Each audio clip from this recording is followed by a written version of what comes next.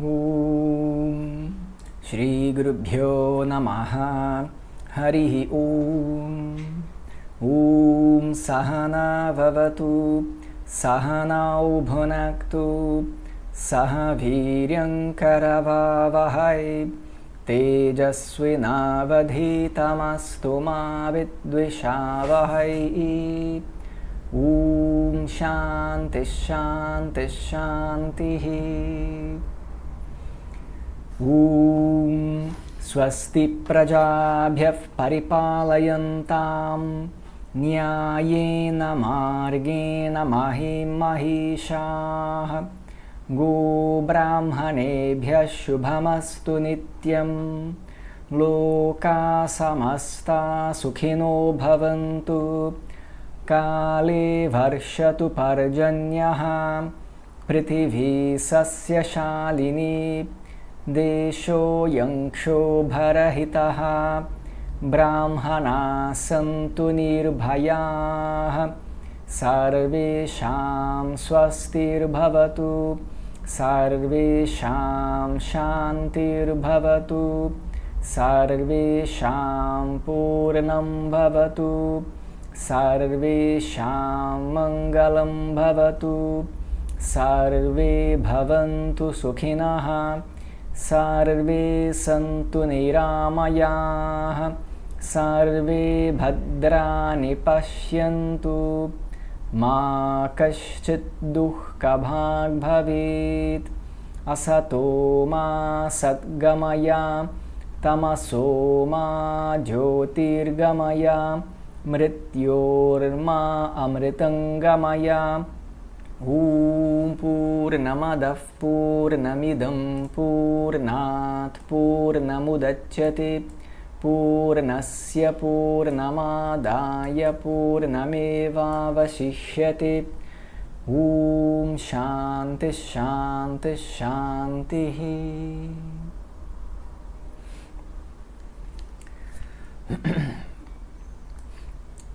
Dentro da tradição védica, mais especificamente dentro de Vedanta, mas em toda a tradição védica, é falado sobre Ishvara.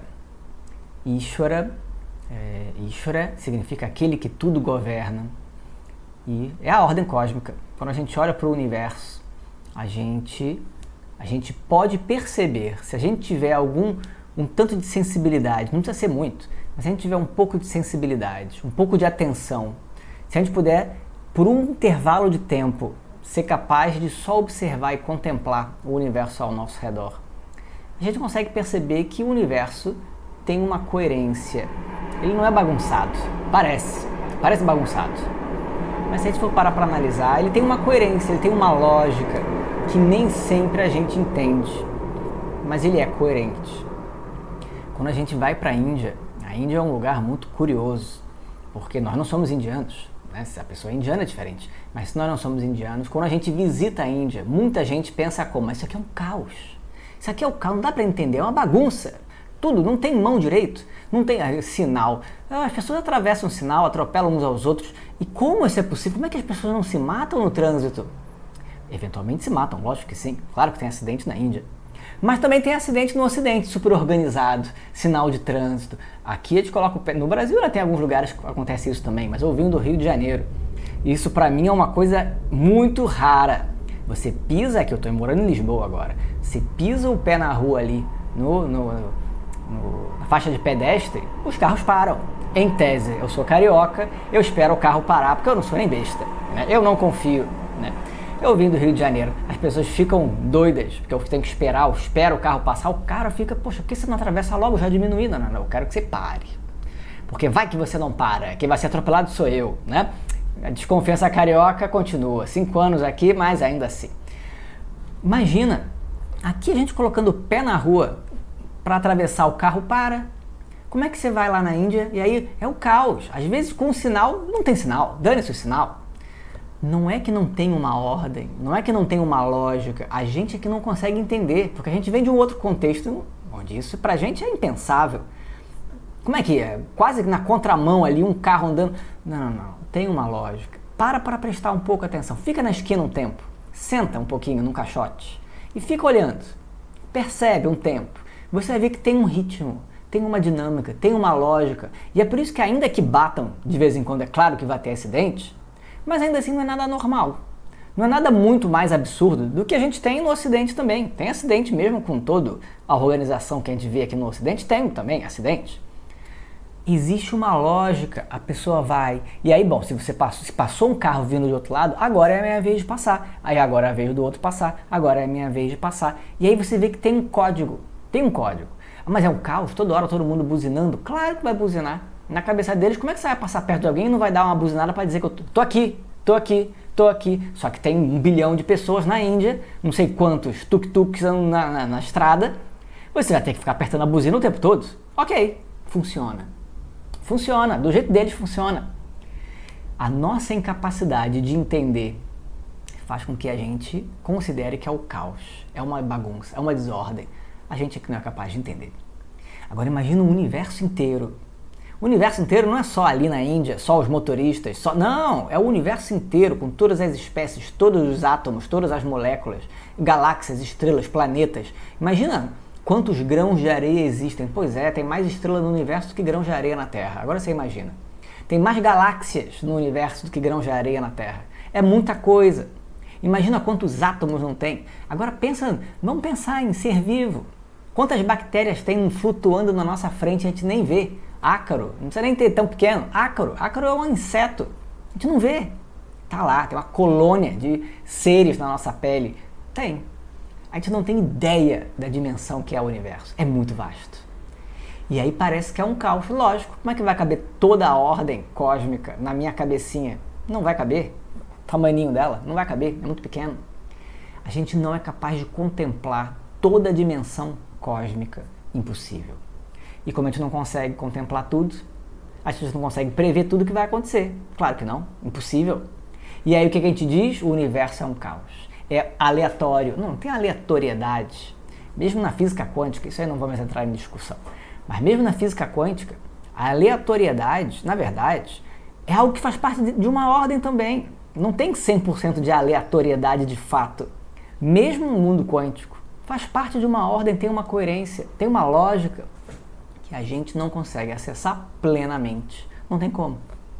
Então, quando a gente para analisar esse universo, tem uma ordem, tem uma coerência, mesmo que a gente não entenda.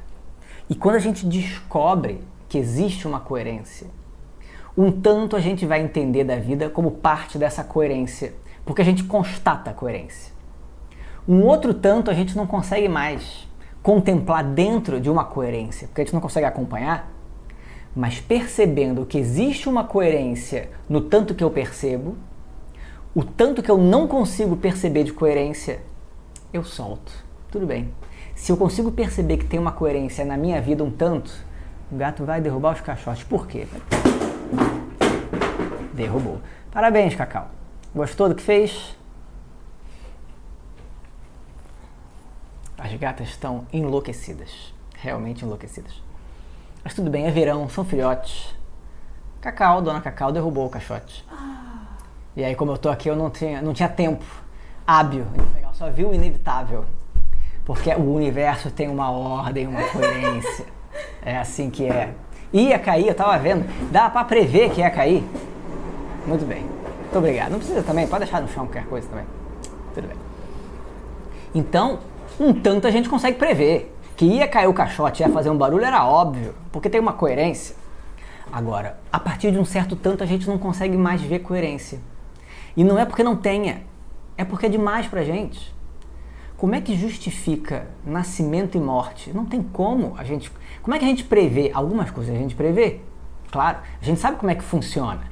Se você tiver uma relação sexual, a princípio, vai ter, se não tiver preservativo, se não tiver algo para evitar, a tendência é que vai engravidar. Mas nem sempre, nem sempre. Se você resolver pular de um barranco 100 metros de altura, você vai morrer. É bem provável. Eu não vou dizer nem sempre, porque afinal de contas 100 metros é muito metro, né? Mas quantas pessoas de repente chegaram lá, impossível a pessoa sobreviver. A pessoa sobrevive. Como que a pessoa sobrevive? São coisas misteriosas. Será que não tem uma ordem? Tem. Agora, a gente consegue de alguma maneira calcular, prever, entender plenamente, não consegue. Opa! O avião com o cara sobreviveu. Como? O avião com o cara sobreviveu. Pois é, né? O avião caiu, sobreviveu com uma pessoa. Pois é, vocês acompanharam, né, lá na Índia, não sei se vocês ouviram a Lud falando aqui agora, né? É impressionante, o avião caiu na Índia, morreu todo mundo, menos uma pessoa que saiu andando. Como que a pessoa saiu andando, né?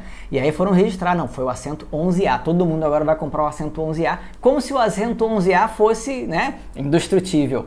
E, curiosamente, teve outro acidente anos atrás, também teve a mesma situação, sobreviveu uma pessoa no 11A. Aí também aumenta as probabilidades do 11A ser um bom assento, não é verdade? Mas ainda assim, quais as chances? Como é que a pessoa ia imaginar que aquele assento, naquele avião, ele ia sobreviver e o resto não? Isso é um mistério, mas não significa dizer que seja aleatório. Tem uma ordem, uma coerência, simplesmente a gente não alcança o grau de coerência, a gente não consegue alcançar e prever, portanto. Mas existe. Então o tanto a gente consegue perceber, um tanto a gente constata na nossa vida, tem uma coerência. E a partir do resto, a partir daí eu solto. Ah, mas eu não sei o que vai acontecer. Não sei. Mas e aí? E aí eu relaxo. Por quê? Porque se está nas minhas mãos, eu faço alguma coisa. E me cabe, eu faço. O que eu não posso controlar, o que eu não posso interferir, eu não posso prever, tudo bem, o que eu faço? Eu solto e deixo a ordem cósmica dar conta, porque vai dar conta. Vai ser do meu agrado? Não necessariamente. Mas vai para onde tem que correr, porque assim é a natureza. Quando a gente abre o rio, a água flui para onde ela tem que fluir. Ela segue, a física fala isso. A água vai fluir pelo caminho mais simples, pelo caminho mais fácil. Ela não vai fazer nada mirabolante, de repente vai dar um salto pelo ar. Não, que salto? Ela vai pelo caminho de menor resistência. Simplesmente a água vai fluir para onde ela tem que ir, para onde é natural ela fluir. E assim é a ordem cósmica. As coisas vão fluir para onde elas têm que ir. Me cabe fazer o que eu tenho que fazer e de resto eu entrego. Então, essa visão de que existe uma ordem maior faz toda a diferença na vida. E os Vedas ensinam pra gente. O objetivo último dos Vedas, o objetivo último da vida, de acordo com os Vedas, é o autoconhecimento, a descoberta de um eu que já é livre de limitação. Para me ver livre do sofrimento. Como é que eu me livro do sofrimento básico humano, de carência, de limitação? É descobrindo que, na verdade, eu não sou sofredor, eu não sou limitado. Eu acho que eu sou, mas é um engano. Esse é o autoconhecimento. Vedanta ensina sobre a natureza do eu. É isso que a gente estuda. Mas dentro do estudo de Vedanta, se a gente não tiver uma mente preparada, uma mente com uma certa qualificação, que tipo de qualificação? Uma certa maturidade emocional a gente precisa adquirir. Uma certa capacidade de foco, de autoanálise, né? Uma capacidade meditativa a gente adquire. E uma capacidade de contemplar Ishvara, a ordem cósmica. Se a gente não tiver um tanto, o suficiente de uma mente preparada que tenha esses atributos, essas qualidades, o autoconhecimento não é alcançado pela gente. Porque a mente precisa estar preparada para entender. Por isso que a gente vive uma vida de yoga e Vedanta, a gente diz.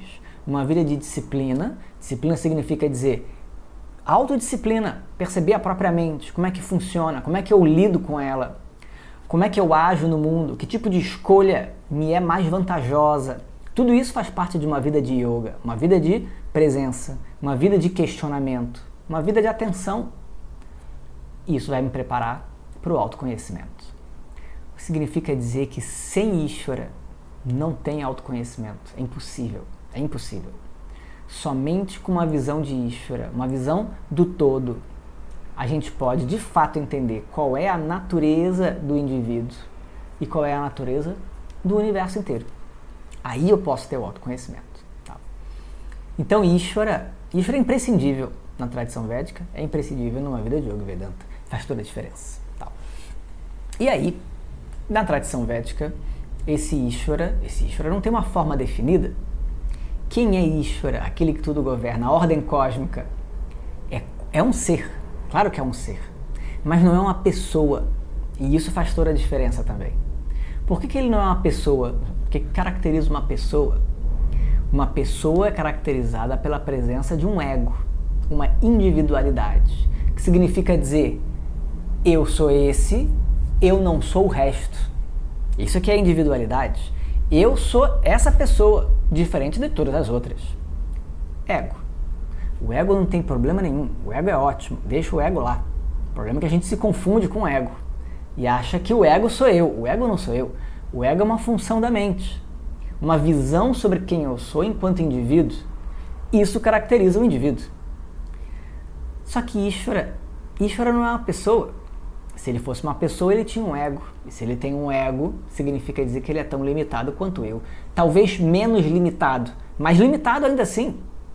Oh, mas como? Como é que o divino pode ser limitado? Pois é, essa é a pergunta. Se ele tem um ego, uma personalidade, significa dizer que ele é aquele ser, aquela pessoa, e não o resto todo. Isso é limitado. Tá lá ele é limitado. Pode ter mais poder que eu, mais conhecimento do que eu. Quantas pessoas não existem no mundo com mais conhecimento ou mais poder do que a gente? Não significa dizer que não sejam limitadas. São pessoas. Se Ishvara é uma pessoa, não importa o quanto de poder e conhecimento tenha, vai ser limitado tanto quanto eu. E aí, portanto, que divino é esse? Ishvara, para ser Ishvara, ele não pode ser uma pessoa com um ego, com uma individualidade, com gostos e aversões. Eu gosto desses, eu não gosto daqueles. Não tem. Não existe os preferidos de Ishvara. Não existe isso. Ishvara é o todo. E sendo o todo, ele inclui tudo. Por isso que a gente diz, se ele tiver um corpo, qual vai ser o corpo dele? O universo inteiro é o corpo dele. Porque não tem nada que realmente escape de Ishvara. Tudo é, na verdade, somente Ishvara.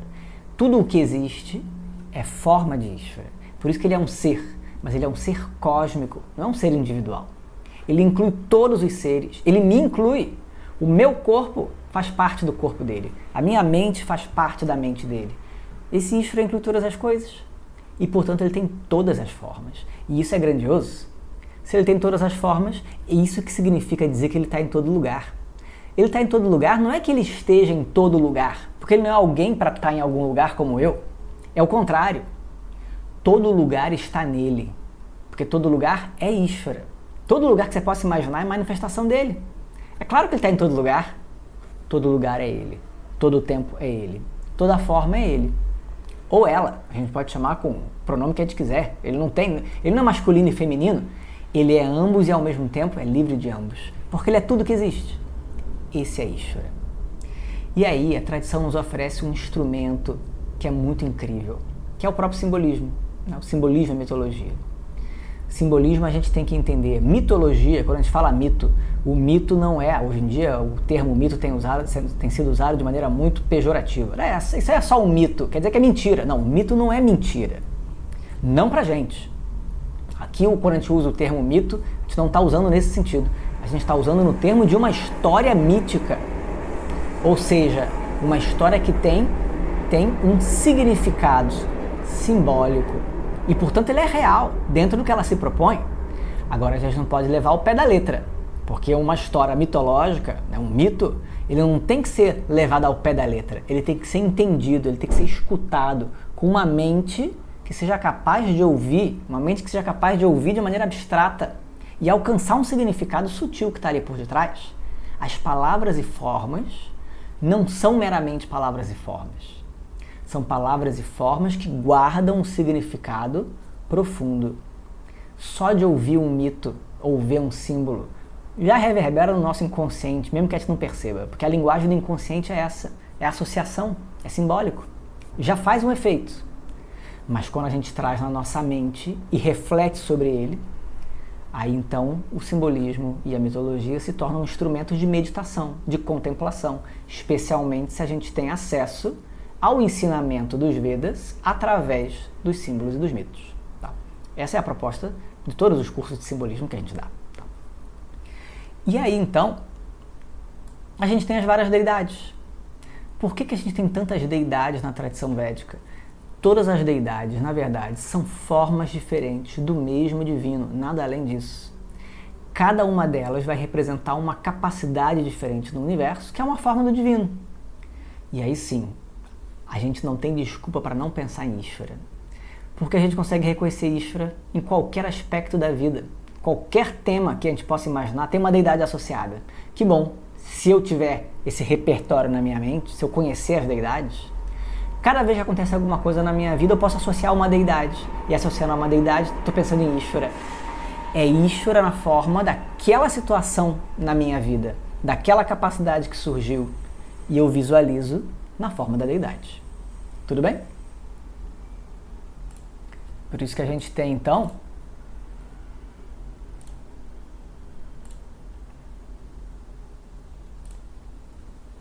realmente a gente tem as várias deidades. Cada deidade, na verdade, vai representar uma forma diferente do mesmo Ishvara, com formas diferentes, com aspectos diferentes, cada forma apontando um significado diferente também. Tá? Aqui a gente tem a forma de Vishvarupa, a forma cósmica, representando Ishvara simbolicamente como tendo todos os braços. Por isso ele tem 1000 braços, ele tem 1000 cabeças, ele tem 1000 pernas. Isso é simbólico, ele não tem 1000. Até porque é 1000 e não 1001. Não é um número específico, 1000. 1000 significa dizer todos. Por que ele tem todas as cabeças? Eu tenho uma cabeça. O que tem na minha cabeça? A minha mente está representada pela minha cabeça. E na minha mente tem todos os pensamentos que eu tenho, as emoções que eu sinto, as ideias, as memórias. Pois é, só que de onde vem tudo isso? Eu não invento nada disso. Os pensamentos já estão aí no universo. E eles se manifestam na minha mente. A minha mente, a sua mente, a mente de todos os seres, na verdade, fazem parte de uma mente cósmica.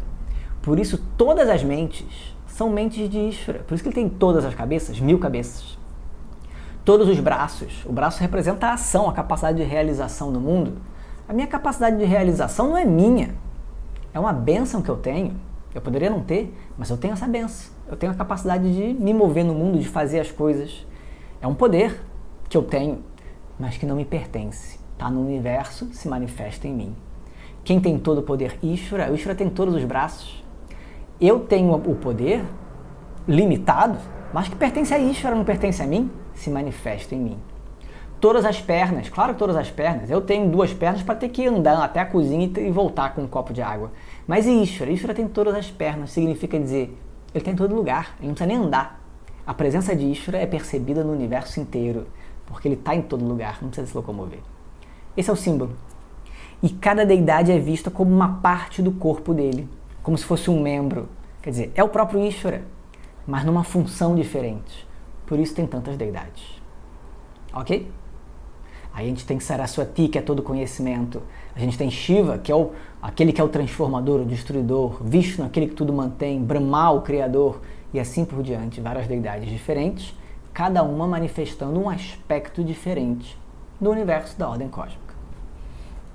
Dentre essas várias deidades, aí sim, finalmente, nós temos Ganesha ou Ganapati.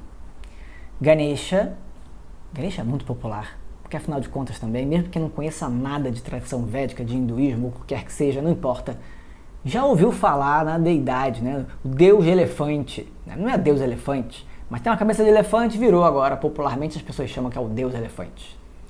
É muito popular, ele é muito simpático, convenhamos, ele é simpático. É gordinho, tem um sorriso agradável, uma cabeça de elefante, tem um ratinho embaixo. Como assim é o veículo dele? Como ele se move num rato? Ele tem um tamanho enorme, pois é. Ele é curioso, né? Ele é uma deidade que tem uma forma muito curiosa. Porque instiga, como? Como que pode uma criança com cabeça de elefante? Por quê? Tudo isso faz parte desse aspecto de Ishvara que a gente dá o nome de Ganesha. O que representa Ganesha? De novo, a gente não vai acreditar que tem uma pessoa em algum lugar que tem a cabeça de elefante e aí tá lá olhando pra gente. Não é isso, não é essa a visão. É Ishvara, a ordem cósmica, que está na forma dos obstáculos. Ganesha é considerado aquele que remove os obstáculos. Bom, se ele é aquele que remove os obstáculos, quem é que colocou os obstáculos? Só pode ser Ganesha também. Ganesha é aquele que põe e tira os obstáculos. Ele é o senhor dos obstáculos. Porque, na verdade, ele é o obstáculo na minha vida. Quando aparece um obstáculo na minha vida, o que a gente pensa? O que é um obstáculo? Aparece o obstáculo, a gente está atrasado, e aí a gente resolve pegar o carro, e aí todos os sinais abrem. E a gente passa e chega rápido onde a gente precisava. Que sorte! Não, sorte não. Nos Vedas não existe esse negócio de sorte ou azar. É karma, é fruto da sua ação. É punya. Punya é mérito, aquilo que de alguma maneira é uma bênção. pum, fruto da sua ação positiva que você fez no passado, agora se manifestou como uma satisfação. Os sinais se abriram, que sorte. Sorte não, punha. Chegou lá. Está livre de obstáculos. Por outro lado, às vezes a gente sai antes do horário para chegar na hora, porque é muito importante o evento. E aí todos os sinais fecham. E aí tem trânsito. E a gente chega atrasado. Péssimo. Como assim? Que azar. Azar não. Papam, papam. Fruto de alguma ação indevida que foi feita. E aí agora deu origem a uma situação desagradável, indesejável. É assim que funciona? Papam. Nada além disso. Obstáculo. O que é o obstáculo? O obstáculo surge de maneira inesperada pra gente. A gente sabe que os obstáculos existem. Então eles não são inesperados em termos da existência do obstáculo. O obstáculo aparece, a gente sabe. Mas quando vai aparecer e como? Nem sempre a gente sabe. Nem sempre. A maioria das vezes é uma surpresa. De repente, pum, tô tentando fazer e não tá funcionando, não tá. O que tá acontecendo? Não sei porquê. Logo agora que eu mais precisava. Isso é um obstáculo. É um vigna, a gente chama obstáculo. O que a gente faz? A gente tem que aprender com o obstáculo. É isso que a gente tem que fazer. Primeiro a gente tem que entender que se tem um obstáculo, faz parte da ordem cósmica. Se surgiu sem a sua escolha, é evidente que é parte da ordem cósmica. E a gente pode reconhecer o obstáculo como sendo Ishvara, a ordem cósmica, na forma daquele obstáculo. Aconteceu, apareceu ali o obstáculo. O que você faz então? Ao invés de você ficar super irritado e querendo quebrar tudo, que é natural, dá raiva, a gente respira, lembra de Ganesha. Ganesha é Ishvara na forma dos obstáculos. E a gente faz uma saudação a Ganesha. Eu saúdo o obstáculo. Você veio para mim como um visitante inesperado. Eu não contava que você viesse para mim. Mas está aqui você na minha frente, esse obstáculo agora, que eu não sei como fazer. Tudo bem, eu saúdo você, porque você veio por algum motivo, senão eu não estava aqui. Saudando você, agora eu peço, por favor, saia da minha frente. Deixa eu fazer aquilo que eu preciso, por favor. É isso que a gente pede, por isso que a gente faz oração para Ganesha. Ó Ganesha, remova os obstáculos. E se não puder remover, nem sempre o obstáculo pode ser removido, nem sempre é para ser removido, não dá. Então você apazigue os obstáculos para facilitar a minha vida. Nem sempre dá para apaziguar e facilitar. E agora? Então que pelo menos, ó Ganesha, você que é aquele que está na forma dos obstáculos, que você esteja na minha mente com a capacidade de ir além dos obstáculos. Como é que eu lido com o obstáculo? Esteja presente na minha vida dessa maneira. E aí o obstáculo pode estar lá, inteirão na minha frente, sem ser apaziguado. Mas se eu tiver condições de lidar com ele, se eu souber lidar, eu lido. Tudo bem. Então são 3 fatores ali. A gente quer que o obstáculo não apareça. Ou se aparecer, que ele saia. Nem sempre dá. Se ele aparecer e não puder sair, que pelo menos ele seja reduzido, apaziguado. Nem sempre dá. Então que pelo menos eu tenha a capacidade de lidar com o obstáculo que vier. Ganesha é isso tudo. É o obstáculo que aparece, é o obstáculo que sai. É o apaziguamento dos obstáculos. Mas mais importante de tudo, ele é a capacidade que aparece na minha mente de poder lidar com o obstáculo e ir além dele. Isso é Ganesha. Por isso que ele é chamado Vignaraja, o senhor dos obstáculos, o rei dos obstáculos. Porque ele é justamente o obstáculo que vem e vai e a capacidade de ir além deles. Tudo bem? Esse é Ganesha. Claro que ele tem uma cabeça de elefante. Bom, o elefante arranca uma árvore, se for o caso, derruba um muro. Que obstáculo que tem para um elefante? Nenhum. O elefante vai lá e atropela. Né? Por outro lado, ele é um baita obstáculo. Você tem no meio da estrada um elefante, você não passa. Você dá meia volta e vai embora. Se ele resolver ficar na estrada, é um baita obstáculo. Então, os vários aspectos da forma de Ganesha vão apontar elementos para eu poder meditar no que é Ganesha. É o obstáculo. É Ishvara. Cosmicamente, o universo inteiro, eu posso meditar nele também. Eu posso ver até os elementos do autoconhecimento através da forma de Ganesha. Porque está tudinho ali, num símbolo só, numa deidade só. Tudinho está ali. Se eu souber ver, eu consigo extrair todo o ensinamento. E aí então a deidade então é reverenciada, é um instrumento de reverência, de devoção para Ishvara e um instrumento de contemplação, de meditação no ensinamento. Ok? Boa. Bom, mas e quem inventou essa forma, afinal de contas? Quem inventou tem uma imaginação muito fértil. Na verdade, ninguém inventou nada. E isso também é muito importante. Ainda que seja simbólico, o símbolo não é uma invenção humana. O símbolo está aí. É dito isso. O símbolo está no próprio universo. Existe uma forma simbólica que é cósmica, que é Ganesha.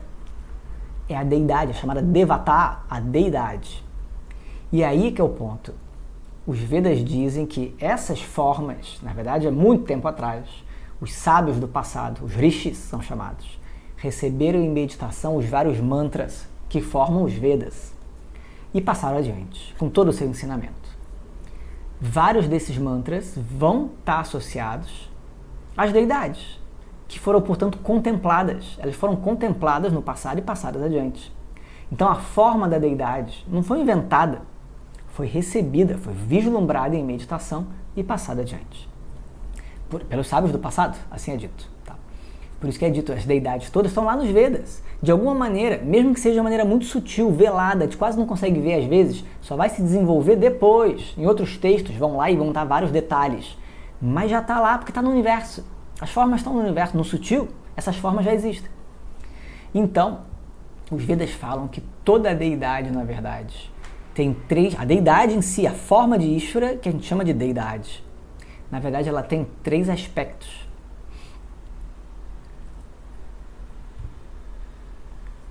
Tem a forma do mantra da deidade, a forma do yantra da deidade e a forma da murti da deidade. Quando a gente canta um mantra para uma deidade, a gente não está fazendo somente uma oração para a deidade. Claro que sim, é uma oração. Mas o mantra, ele é mais do que uma oração. O mantra guarda o nome da deidade e, portanto, o mantra é a forma sonora da deidade. É a deidade, na forma de som. Por isso que é tão especial o mantra. É a deidade na forma do som. Aquela forma, ao invés de ser a forma visual, que a gente vê no altar, está na forma do som. Esse é o mantra. É a forma que não tem dimensão, porque é uma forma que não é visual, ela é sonora. O yantra é uma forma bidimensional. Vocês já viram, deve ter visto já yantra? São aquelas formas geométricas, né, que tem várias formas diferentes ali, a gente pode meditar nelas. É uma forma bidimensional da deidade, porque é um diagrama, é a deidade naquela forma do diagrama. E existe a murti. Aí sim, a murti é a forma tridimensional da deidade, é a imagem, é como a gente visualiza, por exemplo, no altar. Está lá o Ganesha com cabeça de elefante, etc. Tudo bem? É dito que isso é recebido, ninguém inventa.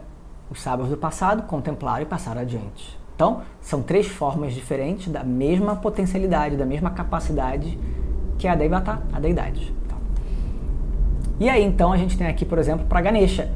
Um mantra para Ganesha, tem vários, mas um mantra é Om Shri Ganeshaya Namaha. Saudações a Shri Ganesha. A Ganesha que é Shri, que é toda riqueza.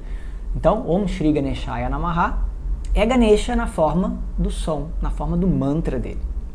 É um dos mantras dele. Saudações a Ganesha. O yantra, aqui a gente tem um exemplo de yantra, tem vários yantras, né? Cada deidade tem vários. Mas aqui a gente tem um yantra. O yantra geralmente ele tem esse formato quadrado, com 4 portas, né? Norte, sul, leste, oeste, e o centro, que é esse bindu, que é o centro ali, né? E aí, a partir dali, desse centro, você tem a forma manifesta, que é a forma bidimensional. No caso de Ganesha, geralmente os yantras de Ganesha tem esse hexagrama, né? Que é o triângulo para cima e o triângulo para baixo. Tem todo um significado simbólico também, tem os mantras escritos, etc. Tá? Ganesha é filho de Shiva e Parvati na mitologia. Shiva é o masculino, Parvati é o feminino. O triângulo para cima representa o masculino, Shiva. O triângulo para baixo representa o feminino, Parvati. A união de Shiva e Parvati dá o triângulo para cima e para baixo, Ganesha, que é o filho deles. Tá? Então é muito comum ter o hexagrama. E aí sim, né, são feitos vários rituais no yantra. Né? Nós não fazemos ritual no yantra, mas nos templos se faz, em outras tradições que usam o yantra como um instrumento, fazem rituais nos yantras. E meditações também. Né? Tem várias tradições que usam o yantra para poder meditar. A gente também, de novo, a gente não usa Tem que saber fazer. Não vai pegar e eu vou sair meditando por conta própria. Não, tem uma maneira de fazer, né? Porque tem um funcionamento. Yantra é um dispositivo. Literalmente, yantra significa dispositivo. Quando a gente aciona o yantra, tem algo funcionando ali, um prana, né? Tem que saber usar, né? Que nem você energia elétrica. Energia elétrica é maravilhosa, mas se você não souber usar direito, toma um choque. Ninguém quer tomar um choque no yantra, né? Choque no yantra significa dizer, a gente tem que fazer direito. Todo ritual a gente faz direito, né? Então, não é para sair fazendo sem uma orientação adequada. Mas o yantra representa a deidade na forma bidimensional. Esse é um exemplo de Ganesha. E por fim, a Murti. A Murti é a forma visual de Ganesha nesse caso, tá? E aí a gente geralmente tem, os textos não são ilustrados geralmente, os textos são escritos, né? Quer dizer, na verdade nem escritos, antigamente era tudo oral, era tudo cantado. Então como é que os rishis do passado receberam a forma de Ganesha, por exemplo? Eles visualizaram, sem dúvida, mas sempre tem junto da forma visualizada, a gente tem o que a gente chama de Dhyana Shloka, um verso de meditação na forma da deidade, que descreve a deidade. Um exemplo é esse verso muito conhecido, Shuklam Baradaram Vishnum Shashivaranam Chaturbhujam Prasannavadanam Dhyayet Sarva Vigno Pashantaye. É um Dhyana Shloka, é um verso de meditação para poder não só trazer na minha mente Ganesha, né, como uma oração, mas também como visualização, porque eu estou visualizando, né, por isso que é Dhyana Shloka, um verso de meditação, me ajuda a trazer a forma de Ganesha, porque descreve Ganesha, aqui de uma maneira muito simples. Shuklam Baradaram Vishnum, ele é aquele que tudo permeia, mas que veste Shuklam Baradaram, uma veste branca, Shashivaranam Chaturbhujam, que tem um semblante agradável e tem uma lua na cabeça e 4 braços poderosos, né? Prasannavadanam Dhyayet, eu medito nesse que é agradável, Sarva Vigna Pashantaye, para a eliminação de todos os obstáculos. Então ele descreve de maneira muito simples a forma de Ganesha. Tem outros versos que vão descrever com mais riqueza, com mais detalhes. E aí a gente tem toda uma elaboração, né, da iconografia das deidades, de acordo com esses mantras, de acordo com esses versos que vão descrevendo. Tudo bem? Muito bem. Opa. E aí, a gente tem não só, a gente viu que cada deidade... Opa. A gente viu que cada deidade é uma forma de Ishvara. Então, assim como a gente tem que Ishvara é o todo, e portanto ele pode ser representado através de várias deidades diferentes, que são a mesma, né? Em última instância são o mesmo divino, mas formas diferentes do mesmo divino. Da mesma forma, cada deidade também pode ser representada através de várias subformas, né? Que são os vários aspectos da deidade. Por exemplo, quando a gente pega o próprio Shiva, Shiva não tem uma forma só, tem várias formas. Quem nunca viu Shiva como Mahayogi, sentado lá meditando? Esse é o mais conhecido. Tá, mas também tem Shiva Nataraja, o rei dos dançarinos. Também tem Shiva Dakshinamurti, Dakshinamurti na forma do primeiro mestre. É tudo Shiva, mas são formas diferentes de Shiva, que é uma forma de Ishvara. Sempre toda deidade vai remeter a Ishvara, mas você pode ver de várias maneiras diferentes, várias deidades diferentes e vários aspectos das deidades. E assim você tem inúmeras e inúmeras formas. Certo? A gente também tem isso, a gente tem vários papéis. A gente continua sendo a gente mesmo, mas a gente tem vários papéis. Quantos nomes eu tenho? Eu tenho vários nomes. Na verdade, eu tenho um nome que é considerado principal, Patrick. É considerado principal porque é o nome civil, só por isso. Mas tem outros. Professor é um dos meus nomes. Quando o aluno me diz para mim, professor, tá me chamando, eu sei, eu falo, o que foi? Por quê? Porque é um nome que me evoca. Quando o meu aluno me chama, professor, tá me chamando? Então, professor é um nome que eu guardo. Marido é um nome que eu guardo. Na verdade, minha esposa também não fica me chamando de marido, mas, né, simbolicamente, né? É isso. Eu tenho nomes diferentes, dependendo do papel que eu manifesto, dependendo do relacionamento que eu estou ali manifestando, eu vou ter vários nomes, são meus vários papéis, vários nomes e várias formas. Todo mundo tem seus vários papéis, com vários nomes e várias formas. Da mesma maneira, Ishvara.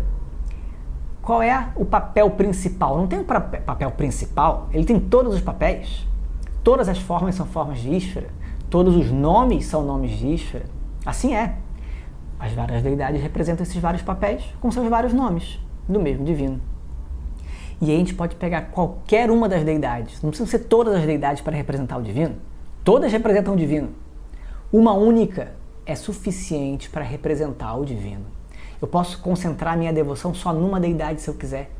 Porque assim como Ishvara tem todas as formas, em uma única forma eu posso contemplar o divino inteiro. Tá claro?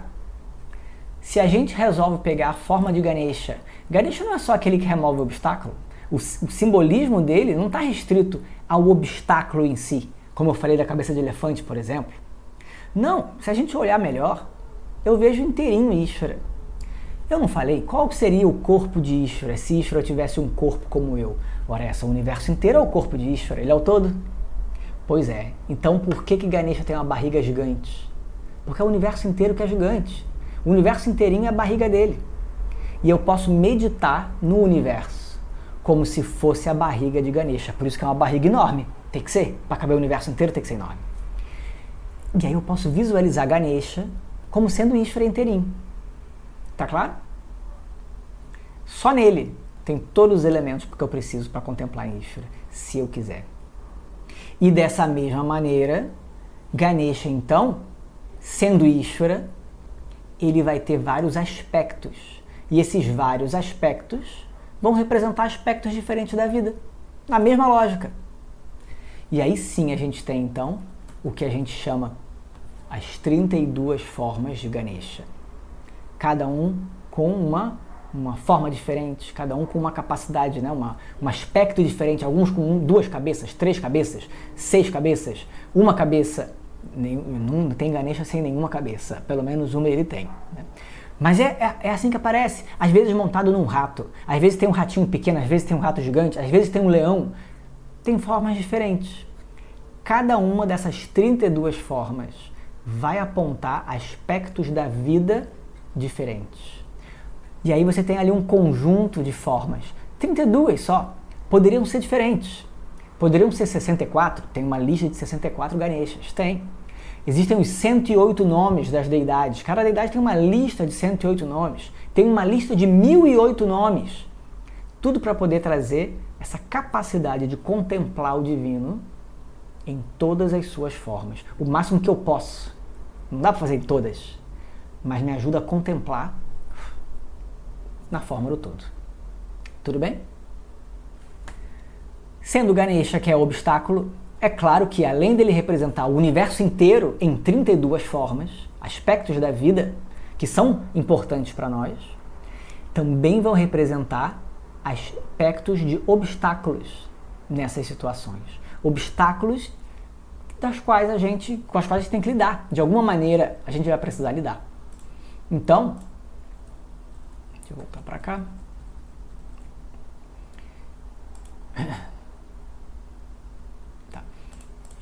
Então a ideia é que a gente possa, tendo uma multiplicidade de formas, que a gente e cada um apontando para um aspecto diferente da vida, que a gente possa reconhecer Ishvara o máximo possível na nossa vida.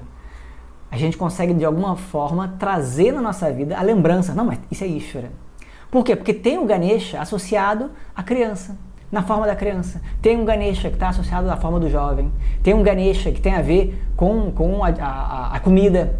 E assim a gente vai identificando em cada lugar, em cada aspecto da vida, a gente pode lembrar de Ishvara. 32 formas para representar o universo inteiro simbolicamente, 32 formas para representar tudo o que acontece na nossa vida, 32 formas de obstáculos com as quais a gente vai ter que lidar, porque é assim a vida. As situações sempre vêm numa dualidade. Os ganhos sempre vêm acompanhados de alguma perda. As perdas sempre vêm acompanhadas de algum ganho. É assim que é o mundo.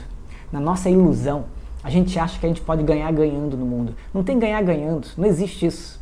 Isso é uma mente infantil. Quando criança, a gente acha que a gente pode ganhar ganhando. Não tem ganhar ganhando na vida. Todo ganho envolve uma perda. E a gente tem que estar consciente de que a gente vai ter alguma perda. E a gente tem que poder fazer uma escolha deliberada. Tudo bem, eu abro mão disso. para ter isso, porque isso é mais importante para mim. Tudo bem. Não adianta a gente achar que vai ganhar sempre, o tempo todo, e só ganhar. Perdão. Não vai, não vai.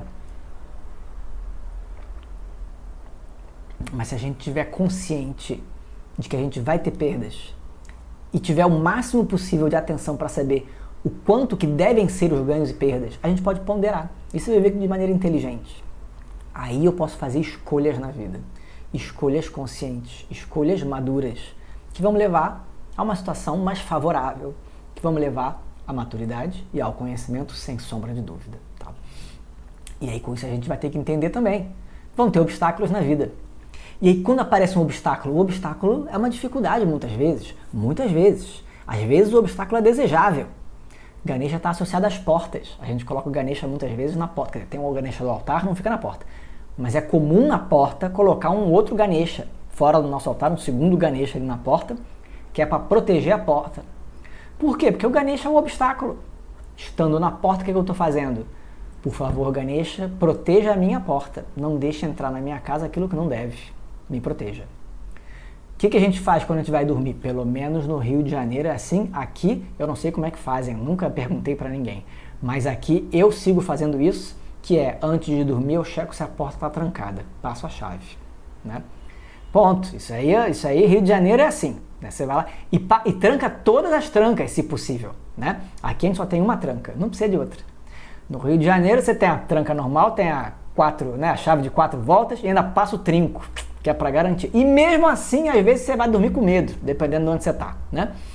Também, se a pessoa conseguir entrar, ela mereceu, leva a televisão, né? Porque essa altura vai fazer o quê? Você conseguiu passar de 3, você é muito bom, né? Vai, leva o teu pagamento aí, né?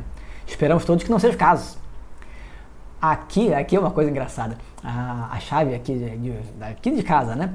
É uma chave muito grande, uma chave muito engraçada que eu nunca tinha visto, uma chave muito grande, né? Não sei se aí no Porto, Eduardo, se aí também é igual. Aqui em Lisboa é uma chave desse tamanho, assim, uma chavona, assim. E aí tem um trinco para um lado, tem um trinco para o outro, né? E aí é uma caixa grande, assim, marrom, né? Com um negocinho que você abre e coloca a chave. E aí parece uma chavona, assim, né? Você coloca. E aí você gira. Trac, 4 vezes ali, 3 vezes, uma coisa assim. Só que aí eu reparei uma coisa curiosa, é realmente coisa carioca. Se você deixar a chave de ladinho, se tiver do lado de fora alguém com um graveto e apertar, você derruba a chave para dentro de casa. Puf. E aí eu já fico preocupado, porque aí se a pessoa resolve derrubar a chave, ele pode chegar ali e girar. Como é que pensa a cabeça da pessoa? E aí o que você faz? Ao invés de trancar 3 vezes, eu tranco 2,5, porque aí a chave para assim. E aí quando ela para assim, fica travada. Você vê o grau de cuidado que a pessoa que veio do Rio de Janeiro tem, né? Para na hora de dormir. Aí eu durmo tranquilo, né? Mas o que é isso? É uma tranca. Tranca é coisa de Ganesha, ponto. Uma das armas de Ganesha é o chamado Pariga. Pariga é uma barra de ferro que é usada para trancar as portas. Ele usa aquilo como um bastão. Por quê? Porque ele é a própria tranca, ele é o obstáculo. Então, obstáculo não é necessariamente um problema. Pode ser uma coisa ótima, pode ser uma solução. Né? Depende. Você coloca e tira o obstáculo. Agora, na nossa vida, a gente se preocupa mais com os obstáculos que a gente não quer. Esses são os problemas. E aí o que a gente faz? A gente então tem que lidar com esses raios, desses obstáculos, porque eles ficam aparecendo. Tá bom, é só lidando com os obstáculos que a gente vai crescendo. Não tem jeito. A maturidade vem em saber, em aprender a lidar com esses obstáculos, sem ser derrubado por eles. Por quê? Porque vai aparecer. Às vezes não tem o que fazer. Tá bom, e aí se não tem o que fazer, ou contorna, ou desiste, dá meia volta e volta. Ou então, se você conseguir, você escala e vai pelo outro lado, ou você derruba o obstáculo. Depende, tem que ir vendo. Agora, a gente pode ter a maturidade de receber o obstáculo quando chega. Quando a gente reconhece o obstáculo como Ganesha, a gente muda de atitude.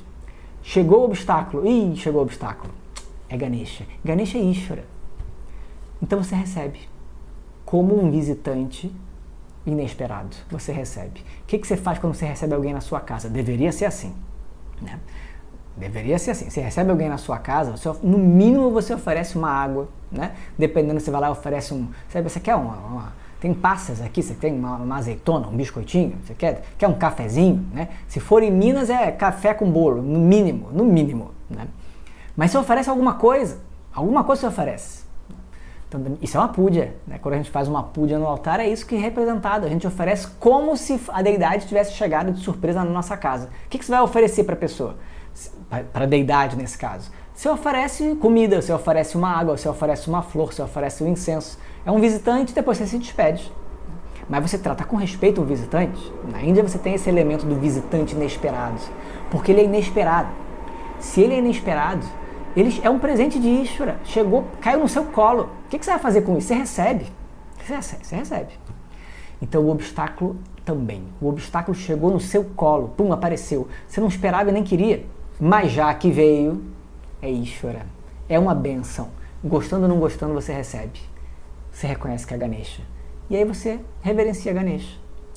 O que esse obstáculo veio me dizer agora? Não sabemos. Uma vez, há muito tempo atrás, a Lud, minha esposa, teve aniversário, né, dela. E aí, estava no Vidya Mandira, ela resolveu fazer um arati para o Ganesha. E só para poder tornar o aniversário auspicioso. E aí, o arati, não sei se você sabe como é que é, você pega ali a colher de arati, aí pega a pastilha de cânfora, acende na chama, coloca na colher, fica aquela chama, você ilumina, né? Você oferece a chama iluminando a deidade. Isso é um arati. Ela fez o arati para Ganesha, para que esse ano seja aberto, né? Foi lá e fez, lá no Vidya Mandir, no altar do Vidya Mandir. Ela tinha autoridade para fazer isso, ela tinha autorização para fazer. Não é qualquer um que pode, lógico, mas ela podia. E aí o que aconteceu é que, sem querer, ela estava fazendo ali, a cânfora pulou da colher. Às vezes acontece. Foi cair aos pés do Ganesha, pegando fogo. E o Ganesha do Vidya Mandir tem uma roupinha. O que aconteceu? Puf, colocou fogo na ponta da roupa do Ganesha, queimou. Ela apagou, claro. E ela ficou, e agora? O que isso quer dizer? Queimei a roupa do Ganesha no dia do meu aniversário. O que será que isso quer dizer? Não deve ser uma coisa boa. E ela ficou preocupada. Foi falar com Glória Di, que não estava lá na hora, né? Depois que a professora Glória chegou, ela foi e contou a situação. Olha só, queimei a ponta da roupa do Ganesha. O que isso quer dizer? E aí a Glória Di virou e falou, não se preocupe. Isso significa dizer que esse ano você precisa fazer as coisas com mais calma. É só isso. Fique tranquila. Esse é o aprendizado. Porque é evidente que a pastilha de cânfora não saiu voando à toa. Saiu voando porque ela girou muito rápido. Ela estava com a fã ali empolgada. E aí, quem faz puja sabe. Tem que fazer com calma. Porque se não fizer com calma, a pastilha voa. Vai voar pegando fogo. A gente não quer isso, né? Então, o que você faz quando chega o obstáculo? Alguma coisa quer te dizer o obstáculo. Alguma coisa sobre você, sempre. O que eu posso escutar disso? Eu recebo. Eu vejo o que eu posso fazer. Talvez eu precise desenvolver alguma outra capacidade mais calma, mais tolerância. Ou não. Talvez eu precise fazer uma outra coisa, aprender a lidar com isso que eu ainda não aprendi. Tá bom. Haja paciência às vezes. Talvez a gente precise desenvolver a paciência. Da raiva. A gente lida com a nossa raiva também. Talvez ele esteja querendo falar sobre a nossa raiva. Não sabemos.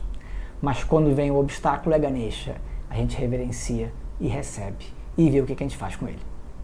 Certo? Muito bem.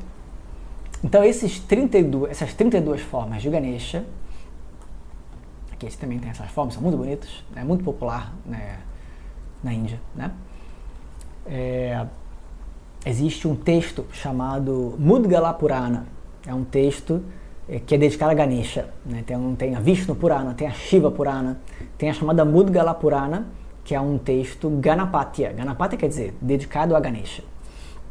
Dentro desse texto, esse texto menciona uma lista de 32 aspectos que são especiais e também os seus versos de meditação, seus dhyanas lokas, descrevendo a forma de cada um desses 32 aspectos. Tá?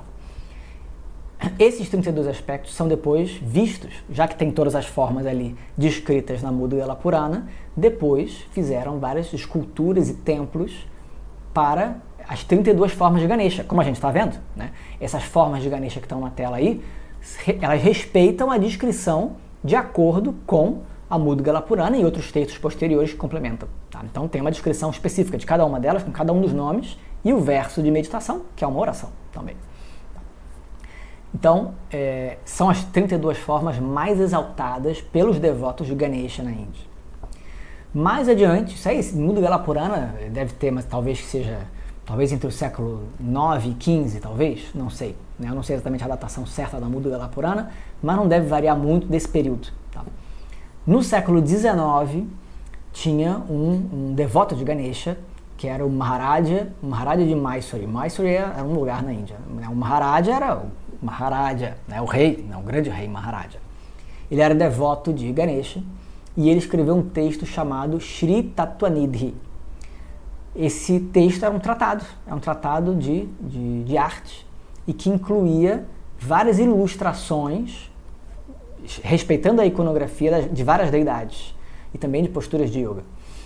E aí então, numa parte desse Sri Tattvanidhi, ele dedica as 32 formas de Ganesha, usando os dhyanas lokas da Mudgala Purana. Tá? Aí ele vai lá e desenha, né? Faz tudo bonitinho, e aí então ele estabelece também 2 templos muito importantes, dedicados aos 32 aspectos de Ganesha. Tá? Então aqui a gente vê. Tá bom, então aqui as 32 formas de Ganesha. Isso aqui tudo eu já falei, eu esqueci que tinha slide, né? Mudgala Purana é o texto então original das 32 formas, com os versos de meditação. O Sri Tattvanidhi é que vai ter as ilustrações, tá? Várias ilustrações conhecidas, vão aparecer depois aqui, são as ilustrações do Sri Tattvanidhi. Tá? Aqui a gente tem um dos templos dedicado às 32 formas de Ganesha, e aí dá para ver realmente na lateral do templo tem os vários 32, e lá dentro você tem altares para as 32 formas de Ganesha. Tá? Dessas 32 formas, as 16 primeiras são consideradas mais populares. Então tem uma lista de 16 nomes de Ganesha, né, as 16 formas de Ganesha, são as 16 primeiras, né? Mas na verdade é metade dos 32. Né?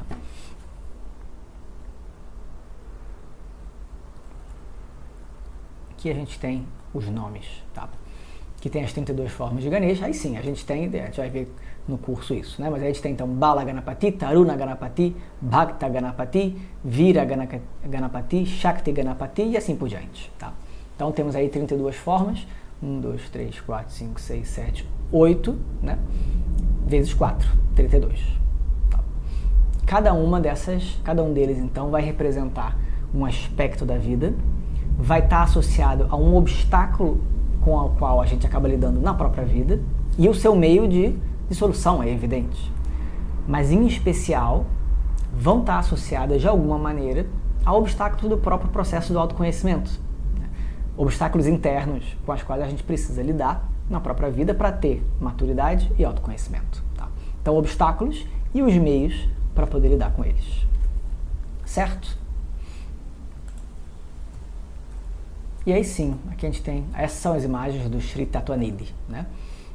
Claro que tem versões com mais qualidade na internet, sem dúvida a gente encontra, tá? Mas essas são as imagens do texto. E aí então, em termos de iconografia, cada um vai ter os seus atributos, mas existem algumas regras básicas também para Ganesha, né? Que a gente vai vendo também nas próximas aulas. Sempre Ganesha vai ter que ter cabeça de elefante, pode ter mais de uma, mas é de elefante. Ele sempre vai ter uma barriga enorme, né? Necessariamente ele tem que ter uma grande barriga, uma tromba curvada, que às vezes pode estar para um lado, às vezes pode estar para o outro, mas tem que estar curvada. Mas tem outras regras iconográficas que são interessantes e que geralmente a gente não conhece também. Ganesha geralmente, ele é descrito, ele tem que ter olhos pequenos, ele não pode ter um olho muito grande, tem que ter olhos menores. Ele não pode ter cabelo, né? A cabeça sempre tem que estar coberta, mas ele não pode ter cabelo. Os tornozelos sempre tem que estar cobertos também, né? Uma tornozeleira tem que cobrir. E aí tem pequenas regras que a gente não precisa se preocupar. Mas, quando se vê uma imagem tradicional, quando se vê num templo, são regras que têm que ser seguidas. Tá? E aí sim, cada um deles vai ter especificamente algumas coisas que têm que estar presentes para cada uma das formas. Ok? Muito bem. Então, no nosso curso, nós vamos passar pelas 32 formas de Ganesha. Nós vamos ver o seu verso de meditação, a forma, né? E portanto a gente vai explorar o significado daquele aspecto, né? O que ele representa de maneira geral. A iconografia, que representa a forma dele, né, a forma visual dele. E o verso de meditação, que descreve essa forma. A gente vai aprender também o canto do aspecto. Tá? E aí sim, a gente vai ter 2 meses de aula. Então, na verdade, a gente vai ver mais ou menos entre 4 e 5 aspectos por aula. Né? Essa que é a proposta. Ok? E aí, então, é isso. Paramos aqui na aula de hoje. Vamos cantar o mantra. Quem tiver interessado em continuar será muito bem-vindo. E aí, ao longo desses 2 meses aí, a gente vai vendo como que Ganesha nos ensina em relação ao autoconhecimento, em relação à nossa própria vida. Om Purnamadav Purnamidam Purnat Purnamudachyate Purnasya Purnamadaya Purnameva Vashishyate Om Shanti Shanti Shanti Harihi Om Shri Gurubhyo Namaha Harihi Om